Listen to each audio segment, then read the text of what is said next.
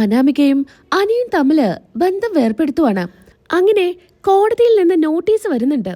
അത് കൈപ്പറ്റുന്നത് ജലജയും അഭിയും ചേർന്നായിരിക്കും. പോസ്റ്റ്മാനെ ഒപ്പിട്ട് കൊടുക്കുന്നത് ആദർശിന്റെ ഒപ്പായിരിക്കും. എടാ, നീ കൊള്ളാലോ, നീ ആദർശിന്റെ ഒപ്പ് പഠിച്ചു വെച്ചിരിക്കുകയാണ് അല്ലേടാ? അത് ഞാൻ എന്നോ പഠിച്ചു വെച്ചതാ അമ്മേ. പിന്നെ ഇതുപോലുള്ള സാഹചര്യത്തിലൊക്കെ ഉപയോഗിക്കാലോ. ഇത് അവൻ ഒപ്പിട്ട് വാങ്ങിയെന്നേ എല്ലാവരും കരുതും. കൊള്ളാ അബി, നിനക്കാരെ ബുദ്ധിയില്ലാന്ന് പറഞ്ഞ് നീ എൻ്റെ മോൻ തന്നെയാ. അനാമിക അയച്ച ഈ നോട്ടീസ് എന്തായാലും ആരും കാണാൻ പാടില്ല. അവൾ അങ്ങനെയാ പറഞ്ഞത്. നീ ഒരു കാര്യം ചെയ്യ്, ഇത് ഭദ്രമായിട്ട് കൊണ്ടുവയ്ക്ക്. ആ നവ്യയുടെ കണ്ണിലൊന്നും പെടരുത്. ഇല്ലമ്മേ, ഞാൻ തന്നെ സൂക്ഷിച്ചു വെച്ചോളാം എന്നും പറഞ്ഞ് അബി അത് എടുത്തു വെക്കാൻ കൊണ്ടുപോവാണ്. ഇങ്ങനെ ഒരു കാര്യം മറ്റാരും അറിയുന്നില്ല. ആ സമയത്ത് അനിയും ഇവിടുന്ന് ആരെങ്കിലും കോടതിയിൽ ഹാജരായില്ലെങ്കിൽ ഉറപ്പായിട്ടും ഡിവോഴ്സ് കേസ് ക്യാൻസൽ ആവുമല്ലോ. അതിനു വേണ്ടിയിട്ടാണ് ഇങ്ങനൊരു പ്ലാൻ ചെയ്യുന്നത്. അങ്ങനെ നന്ദുവിന്റെ കല്യാണം മുടക്കാനും അനാമിക ഒരു പെൺകുട്ടിയെ പറഞ്ഞു വിടുന്നുണ്ട്. നന്ദുവിന്റെ വരനായിട്ടുള്ള വരുണിന്റെ കാമുകിയായിട്ടായിരിക്കും ആ കുട്ടിയെ പറഞ്ഞു വിടുന്നത്. അങ്ങനെ ആദർശിനെ തെറ്റിദ്ധരിപ്പിച്ച് ആദർശ് തന്നെ കല്യാണം മുടക്കുവാണ്. ഒരു തെറ്റും ചെയ്തിട്ടില്ല എന്ന് വരുൺ പറയുന്നുണ്ട്. എന്നാലും വരുണിന്റെ അച്ഛനും അമ്മയ്ക്കും അത് വലിയ ദേഷ്യമായിരിക്കും. നന്ദുവിനെ കുറിച്ച് മോശമായിട്ടെല്ലാം സംസാരിക്കുന്നുണ്ട്. ഈ നിൽക്കുന്ന അനിയുടെ കൂടെയല്ലേ അഴിഞ്ഞാടി നടന്നിരുന്നേ. ഇതൊക്കെ അറിഞ്ഞിട്ടും ഞങ്ങൾ കല്യാണം കഴിക്കാൻ തീരുമാനിച്ചതേ ആദർശിനെ പോലുള്ള നല്ലൊരാളുടെ ബന്ധുവാണല്ലോ എന്ന് കരുതിയിട്ടാ. ഇനി എന്തായാലും ഞങ്ങൾക്ക് ഈ ബന്ധത്തിനോട് തീരെ താല്പര്യമില്ല എന്നും പറഞ്ഞ് വരുണിനെ ഇറക്കിക്കൊണ്ടു പോവാണ്. എന്നാ ഇതൊക്കെ കേട്ട് ആകെ കൂടെ സങ്കടത്തിലാണ് നന്ദു നിൽക്കുന്നത്. അവിടെ ഇരിക്കുന്ന കത്തിയെടുത്ത് നന്ദു സ്വയം കുത്തി മരിക്കാനായിട്ട് ശ്രമിക്കുന്നുണ്ട്. എന്നാ ആ തക്ക സമയത്ത് അനി വന്ന് രക്ഷപ്പെടുത്തുന്നുമുണ്ട്. അവിടെ ഇരിക്കുന്ന താലി എല്ലാവരും എതിർത്ത് നന്ദുവിന്റെ കഴുത്തില് കെട്ടുന്നുണ്ട്. കണ്ടു നിന്നവരെല്ലാം ഷോക്കായി നിൽക്കുവാണ്. നന്ദുവും ആകെ കൂടെ ഞെട്ടലിലായിരിക്കും. എന്താ നീ എന്താ കാണിച്ചേ എന്നൊക്കെ ജാനകി പറയുന്നുണ്ട്. അമ്മേ, ഇതെന്റെ തീരുമാന. ഞാൻ കാരണം ഒരു പെൺകുട്ടിയുടെ കണ്ണ് നിറയരുത്. ഇനി നന്ദു എൻ്റെ ഭാര്യയാ. നന്ദു, നീ എന്നോട് ക്ഷമിക്കണം. ഇത് കേൾക്കുന്നതും നന്ദു ആങ്ങി ഓങ്ങി ഒരടി വെച്ച് കൊടുക്കുന്നുണ്ട്. എരുതിയില് എണ്ണ ഒഴിക്കാനായിട്ട് ജലജ സ്റ്റേജിലോട്ട് കയറി വരുന്നുണ്ട്. എന്തൊക്കെയാ ഇവിടെ നടക്കുന്ന നാടകം? ഇവൾ അനിയെ തല്ലുന്നു. എന്തൊക്കെയാ? അനി എന്തിനാ ഈ കല്യാണത്തിന് വന്നേ? എനിക്ക് എന്തൊക്കെയോ സംശയങ്ങളൊക്കെ തോന്നുന്നുണ്ട്.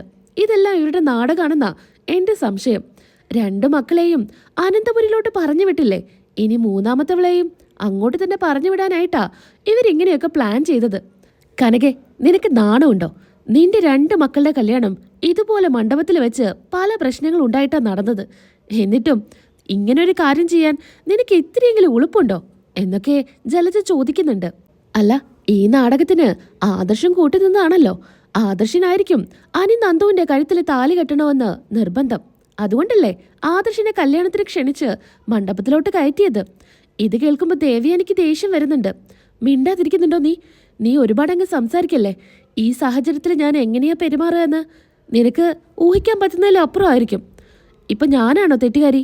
ഞാൻ സത്യം കണ്ടത് തുറന്നു പറഞ്ഞു. എല്ലാവർക്കും ഉള്ള സംശയം തന്നെയല്ലേ ഇത്? ഒന്ന് നിർത്തുന്നുണ്ടോ? ഇനി ഇതിനെ ചൊല്ലി ഇവിടെ ഒരു സംസാരം വേണ്ട. ഇത് നമ്മുടെ വീടല്ല. ഇത് സംസാരിക്കേണ്ടതേ നമ്മുടെ വീട്ടിലോട്ട് പോയിട്ടാ. പൊതുസ്ഥലത്ത് വെച്ച് ഇതിനെക്കുറിച്ച് സംസാരിക്കണ്ട. ജാനകി, നീ ഞാൻ പറയുന്ന കേൾക്ക്. നീ ഇവരെ കൂട്ടിയിട്ട് വീട്ടിലോട്ട് വാ. നമുക്ക് വീട്ടിലിരുന്ന് സമാധാനമായിട്ട് സംസാരിക്കാം. എന്തായാലും നടക്കേണ്ടത് നടന്നില്ലേ? ഇനി എന്തിനാ വെറുതെ ഒരു പ്രശ്നം ഉണ്ടാക്കുന്നേ? അങ്ങനെ ജാനകിയെ പറഞ്ഞ് ദേവിയനി മനസ്സിലാക്കുന്നുണ്ട്.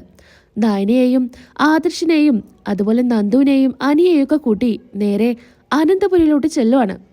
അങ്ങനെ നന്ദുവിനെ അനന്തപുരിയിലോട്ട് കയറ്റാൻ നേരത്ത് ഒരു കാറ് വന്ന് നിൽക്കുന്നുണ്ട്.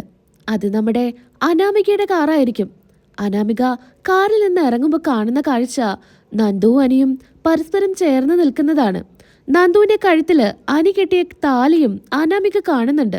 ഇതോടുകൂടി ദേഷ്യത്തോടു കൂടി വരുന്നുണ്ട്. എന്താടാ ഇത്?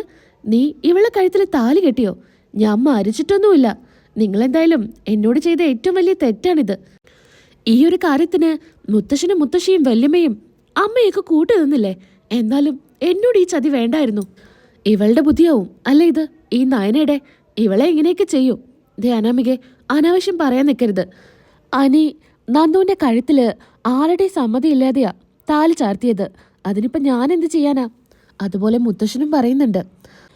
അനി എടുത്ത തീരുമാനം മോളെ, അതിൽ ഞങ്ങൾ എന്ത് ചെയ്യാനാ? ആരുടെയും സമ്മതം ചോദിക്കാതെ അവൻ ഇങ്ങനെ ചെയ്യുമെന്ന് ഞാൻ സ്വപ്നത്തിൽ പോലും കരുതിയില്ല. ഇനിയിപ്പോ പുറത്തു നിർത്തി സംസാരിക്കണ്ട. നന്ദുവിനെയും അനിയെയൊക്കെ ഉള്ളിലോട്ട് വിളിക്ക്. ഇത് കേൾക്കുന്നതും അനാമികയ്ക്ക് ദേഷ്യം വരുന്നുണ്ട്. ഇപ്പോഴും നിയമപ്രകാരം ഇവൻ എൻ്റെ ഭർത്താവ് തന്നെയാ. അതുകൊണ്ട് ഇവന് വേറൊരു കല്യാണം കഴിക്കാൻ പറ്റില്ല എന്ന് എല്ലാവർക്കും അറിയുന്നതല്ലേ. ദേ അനാമികെ, നീ എൻ്റെ ഭാര്യയായിരുന്നു, അത് ശരിയാ. നീ ആ താലി എനിക്ക് പൊട്ടിച്ചു തന്നതാ. എല്ലാ തരത്തിലും നമ്മൾ തമ്മിൽ ഒരു ബന്ധവുമില്ല എന്ന് ഉറപ്പിച്ച കാര്യ. ഞാൻ എന്തായാലും നന്ദുവിൻ്റെ കഴുത്തിൽ താലി കെട്ടി. ഇവൾ എൻ്റെ ഭാര്യയാ. ഇവൾ ഈ വീട്ടിൽ തന്നെ നിൽക്കും. പറ്റില്ല. മര്യാദയ്ക്ക് ഇവൾ ഇപ്പം ഇവിടുന്ന് ഇറക്കി വിടണം. നിയമപ്രകാരം നമ്മൾ പിരിഞ്ഞിട്ടില്ല. ഞാൻ നിനക്ക് നോട്ടീസ് അയച്ചിരുന്നു. നമ്മുടെ ഡിവോഴ്സ് കേസേ ക്യാൻസലായി. അപ്പോൾ നിയമപ്രകാരം നിന്റെ ഭാര്യ തന്നെയാ ഞാൻ. എന്താ അനാമിക പറയുന്നേ? ക്യാൻസലായെന്നോ? എന്നിട്ട് നീ ഒന്നും പറഞ്ഞില്ലല്ലോ. ഞാനെന്തിനാ പറയുന്നേ? നിങ്ങളെന്നെ ഈ നോട്ടീസ് കണ്ട് വിളിക്കാൻ വരുമെന്നാ കരുതിയത്. ഇതുവരെ നിങ്ങൾ ആരും എന്നെ ഒന്ന് തിരിഞ്ഞു നോക്കു പോലും ചെയ്തില്ല. നോട്ടീസ് കിട്ടിയപ്പോഴെങ്കിലും അനി എന്നെ കാണാൻ വരുമെന്നാ ഞാൻ കരുതിയത്. അവനും വന്നില്ല. അതുകൊണ്ട് ഞാൻ ഇങ്ങോട്ട് വന്നതാ. എന്തായാലും ഇവളെ ഇപ്പം തന്നെ ഇവിടുന്ന് ഇറക്കി വിടണം. പറ്റില്ല അനാമികെ. ഇനി നീയല്ല ആര് പറഞ്ഞാലും ഞങ്ങൾ ഇവിടുന്ന് നന്ദുവിനെ ഇറക്കി വിടില്ല. ഇവളെ എൻ്റെ അനിയത്തിയാ. അനി കെട്ടിയ താലിയാ അവളുടെ കഴുത്തിൽ കിടക്കുന്നത് എന്ന് നവ്യ പറയുന്നുണ്ട്. എൻ്റെ അനിയത്തിയുടെ സമ്മതമില്ലാതെ നിന്റെ ഭർത്താവെന്ന് പറയുന്നവനാ എൻ്റെ അനിയത്തിയുടെ കഴുത്തിൽ താലി കെട്ടിയത്. അങ്ങനെ നോക്കുകയാണെങ്കിൽ അവനല്ലേ തെറ്റ് ചെയ്തത്? അവൻ്റെ പേരിൽ ഞങ്ങളൊരു കേസ് കൊടുത്താലോ? നീയല്ല ഇനി ആര് പറഞ്ഞാലും നന്ദുവിന് ഇവിടുന്ന് ഇറക്കി വിടാനൊന്നും പറ്റില്ല. നന്ദു ഞങ്ങളുടെ കൂടെ ഈ വീട്ടിൽ തന്നെ താമസിക്കും. ഇത് കേട്ട് നവ്യയുടെ കൂടെ അനിയും നിൽക്കുന്നുണ്ട്. അതെ, നന്ദു എൻ്റെ ഭാര്യ. അവള് ഈ വീട്ടിൽ താമസിക്കുമെന്ന്. നന്ദുവിൻ്റെ കൈ പിടിച്ച് അനി ഉള്ളിലോട്ട് നടക്കാൻ നേരത്ത് പോലീസ് ജീപ്പ് അവിടെ വന്ന് നിൽക്കുവാണ്. അനാമിക മുന്നേ പോലീസിൽ കംപ്ലൈന്റ് കൊടുത്തിട്ടായിരിക്കും വന്നിരിക്കാം. പോലീസുകാർ വരുന്ന സമയത്ത് ആദർശ് ചോദിക്കുന്നുണ്ട്, എന്താ സാർ, എന്താ കാര്യം? അല്ല, ഇവിടെ ആദർശും അതുപോലെ നന്ദുവും അനിയും ആരാ? ഇതാ അവരെ കല്യാണം ഇപ്പം കഴിഞ്ഞേ ഉള്ളൂ. ഓ, നിങ്ങളങ്ങ് കല്യാണം കഴിഞ്ഞു എന്ന് പറഞ്ഞാൽ അവരുടെ കല്യാണം കഴിയോ? പാവയെ പിടിച്ച് കല്യാണം കഴിപ്പിക്കുന്ന പോലെയാണല്ലോ നിങ്ങൾ ഓരോന്ന് പറയുന്നേ. നിയമപ്രകാരേ ഒരാൾക്ക് ഒരു കല്യാണം കഴിക്കാൻ പാടൂ. ആ ബന്ധം വേർപിരിയാതെ വേറൊരു കല്യാണം കഴിക്കുന്നത് ശരിയാണെന്ന് തോന്നുന്നുണ്ടോ? നിങ്ങളുടെ പേരിലെ കേസ് കിട്ടിയിട്ടുണ്ട്. ഞാൻ നിങ്ങളെ അറസ്റ്റ് ചെയ്യാനായിട്ട് വന്നതാ. സർ, ആരെ കംപ്ലൈന്റ് തന്നേ? കംപ്ലൈന്റ് തന്നത് വേറെ ആരുമല്ല, ഈ അനാമിക തന്നെയാ. മര്യാദയ്ക്ക് നിങ്ങൾ ഞങ്ങളെ കൂടെ വരണം. സഹകരിച്ചേ പറ്റൂ. അങ്ങനെ ആദർശിനെയും അനിയെയും പിടിച്ച് പോലീസ് ജീപ്പില് കയറ്റുവാണ്. ഈ സമയത്ത് നയനയായാലും ദേവയാനിയായാലും പൊട്ടിക്കരയുന്നുണ്ടായിരിക്കും. ദേവയാനിക്ക് സഹിക്കാൻ പറ്റുന്നതിലും അപ്പുറമായിരിക്കും. ദേവയാനി കരഞ്ഞു നിൽക്കുന്ന സമയത്ത് അങ്ങോട്ടേക്ക് നയന വന്ന് പറയുന്നുണ്ട്, അമ്മേ സങ്കടപ്പെടാതിരിക്കുക. അമ്മയുടെ ആരോഗ്യം കൂടെ നോക്കണ്ടേ. അമ്മ വിഷമിക്കല്ലേ. എങ്ങനെയാ മോളെ ഞാൻ വിഷമിക്കാതിരിക്കുക? ആദർശിനെയും നിന്റെ അനിയത്തിയൊക്കെ ഇവിടുന്ന് കൊണ്ടുപോയത് നീ കണ്ടില്ലേ? അവൾ എന്ത് തെറ്റ് ചെയ്തിട്ടാ നന്ദു? ആ കുട്ടിയുടെ പാവം നമ്മൾ എവിടെ വെച്ച് തീർക്കാനാ? കനക കല്യാണം പറയാൻ വന്നപ്പോഴേ പറഞ്ഞതാ അനിയെ കല്യാണത്തിന് കൊണ്ടുവരരുതെന്ന്. അപ്പോൾ ഞാൻ കരുതിയത് അത്രയും ദേഷ്യം കാരണം പറഞ്ഞതാണെന്നാ. ഇങ്ങനെയൊക്കെ സംഭവിക്കുമെന്ന് കനകയ്ക്ക് മുന്നേ അറിയായിരുന്ന പോലെയല്ലേ കനക പറഞ്ഞത്? അത് കേൾക്കാതെയല്ലേ അനിയെ ആദർശ് മണ്ഡപത്തിലോട്ട് കൊണ്ടുവന്നത്? ഇതൊക്കെ ഓർക്കുമ്പോൾ എനിക്ക് സഹിക്കാൻ പറ്റുന്നില്ല. എല്ലാറ്റിനും കാരണം ആദർശ് അങ്ങനെ ഒരു കാര്യം ചെയ്തതല്ലേ എന്നൊക്കെ ഓർത്ത് ദേവയാനി പൊട്ടിക്കരയുന്നുണ്ട്. അമ്മേ സങ്കടപ്പെടാതിരിക്കുക. അപ്പോഴേക്കും ദേവയാനി കുഴഞ്ഞു വീഴുന്നുണ്ട്. വേഗം തന്നെ വെള്ളമൊക്കെ എടുത്ത് കൊടുക്കുന്നുണ്ട്. എന്നാലും ദേവയാനിയുടെ ബോധം വരുന്നുണ്ടായിരിക്കില്ല. വേഗം തന്നെ ദേവയാനിയെ എടുത്ത് ഹോസ്പിറ്റലിലോട്ട് പോവാണ്. കൂടെ കനകയും നയനയുമാണ് പോകുന്നത്. നയന അച്ഛനോടും അതുപോലെ മുത്തശ്ശനോടൊക്കെ പറയുന്നുണ്ട്, നിങ്ങൾ പോലീസ് സ്റ്റേഷനിലോട്ട് പൊക്കോളൂ, ഞങ്ങൾ ഹോസ്പിറ്റലിലോട്ട് പൊക്കോളാം എന്ന് പറഞ്ഞാണ് നയന ദേവയാനിയെ കൊണ്ട് ഹോസ്പിറ്റലിലോട്ട് പോകുന്നത്. ദേവയാനിക്ക് സീരിയസ് കണ്ടീഷനായിരിക്കും. വണ്ടിയിലിരുന്ന് നയന പൊട്ടിക്കരയുന്നുണ്ട്. കനക സമാധാനിപ്പിക്കുന്നുണ്ട്, മോളെ കരയാതിരിക്കുക, അമ്മയ്ക്കൊന്നും സംഭവിക്കില്ല എന്നൊക്കെ പറയുന്നു.